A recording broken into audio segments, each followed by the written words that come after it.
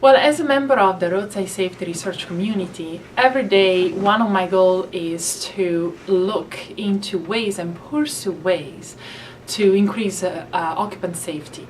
And this is true for every type of vehicles that is involved in motor vehicle accidents. So it goes from passenger car to pickup truck. But this is true as well for heavy trucks.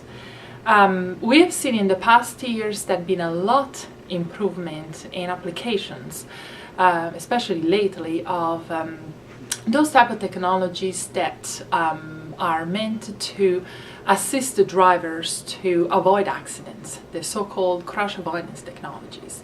At the same time, also, it looks like right now and in the very next future, there will be a lot of development and applications of the so-called ITS technologies, V2V, I2V technology. And that's great, and that's all geared towards limited crashes and limiting and lowering the severity of injuries when those crashes happen. But at the same time, we must still be a little far away from having zero crashes on the road. There will always be some vehicle that, for various reasons, it might go run off the road and have a motor vehicle accident. In the past and even now, a lot has been done, has been accomplished to support the crashworthiness of vehicles, especially for passenger cars and pickup trucks, that are probably most commonly used. And a lot has been accomplished in terms of occupant safety for those vehicles. And standards have been written and testing have been developed towards that specific objective. But not much, if not even none at all, has been done for occupants, and including drivers, of course, of heavy trucks. And maybe this is because heavy trucks looks less vulnerable than passenger cars and other type of more common vehicles that a lot of people are using on the roads every day. As a matter of fact, there are no standards looking at occupant interior crashworthiness or occupant safety for heavy trucks. And this is why I was so interested about this research, because I feel like there is something that we can prove, there is something that we can show we can do to improve the situation. Within this research, one of the major scope is actually to look at what are the most typical crash scenarios that involve heavy trucks, and that at the same time overrepresent the crashes that happen in real world with heavy trucks and the injuries that unfortunately happen with occupants and drivers of heavy trucks. The scope specifically is to understand what type of crash scenarios those are and identify those that have still enough room for improvement, because we want to be realistic and we want to prove that we can do something to limit the crashes, and when it's not happening, to limit the injuries and the fatalities. But at the same time, we want to be realistic with that. At this very moment, we are working on developing a computer model. Actually, we have completed already a finite element computer model of the truck interior, of a heavy truck interior, and that includes everything that you can find in a real truck interior, real cabin of a truck. And we have included dummies, and we are running simulations that want to replicate what we found are the two most common and probably even most severe crash scenarios involving heavy trucks. What AMTRI has identified is that those two crash scenarios are frontal impact and the rollover, which seems to be actually probably the most critical impact scenarios as well, from not just the number of accidents that happen, but at the same time from the severity of injuries that we can have. But we know at the same time that we can do something to improve the crashworthiness of these interiors and to improve the safety for the occupants as well. Right now we have completed computer simulations with baselines for frontal and rollover simulations for heavy trucks accidents. And for each of those scenarios, we have considered a dummy, basically a driver of the truck, that would be unbelted, so it's completely unrestrained. And at the same time also a case for which the occupant or the driver is actually belted.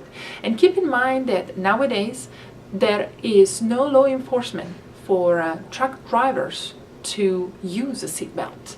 So they can easily not use it. They are not obliged. And on top of that, it's pretty rare, it's not very common to have airbags in trucks as well. So that's where we want to gear the research focus.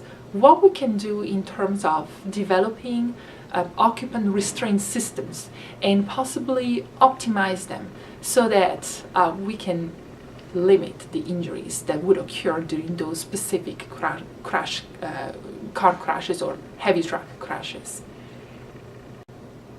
Well, the next step would actually be, once we identified those injuries that normally occur during these baseline simulations, so when you have the drivers that is restrained and the driver that is completely unrestrained, so that they don't use basically seatbelt, the next step will be, okay, well now what can we do to optimize these restraint systems? And keep in mind, this is really most a pilot study. There is much more that can be done about this. I truly hope that real testing in terms of either component testing or full-scale crash testing will be developed in the next future, because that's the way to go to understand exactly if what we're doing in the simulation is actually predicted correctly or not, and if what we are suggesting is actually the right way to go or not. So at this very moment, what we're trying to do is try to understand, now that we know, first of all, the first step would be to have drivers that use seatbelts. What can we do to optimize this restraint system so that they perform better in terms of occupant safety?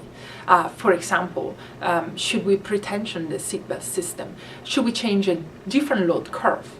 Maybe that would work better, considering also the anatomy of a lot of those that are truck drivers. Should we modify the location of the D-ring that normally is located in a specific place of the B-pillar of the truck? Would that affect the way that the seatbelt works? And specifically, would that affect the type of injury that we have? And once again, more specifically, would that lower the type of injury that we have, the severity of injury that we have?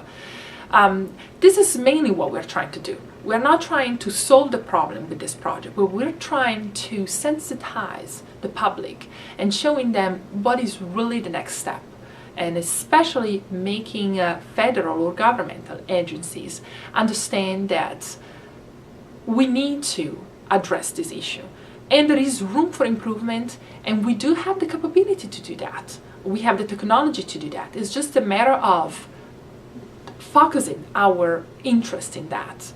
And not because we are talking about heavy trucks and their occupants, these are less vulnerable people. These are less vulnerable occupants. Their vulnerability is the same as everyone else.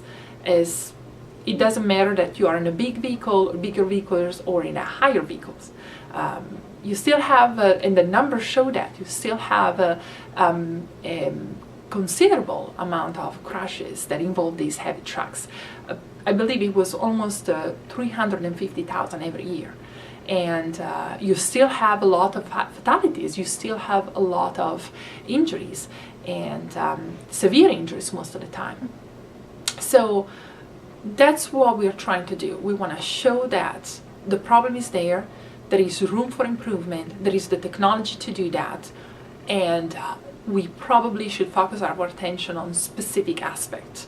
And hopefully this will lead to a much larger funded program led by federal agencies or independent agencies or government agencies that believe in this and would support maybe more evaluations, more analysis, more computational evaluations, more testing, as I was mentioning before, because that way we can really prove that not only what we're suggesting is the way that we should go, or maybe that's not the way to go, but then we have to understand what else can be done, and prove that this is really the right way to go. This is really what is going to limit the injuries and lower the severity.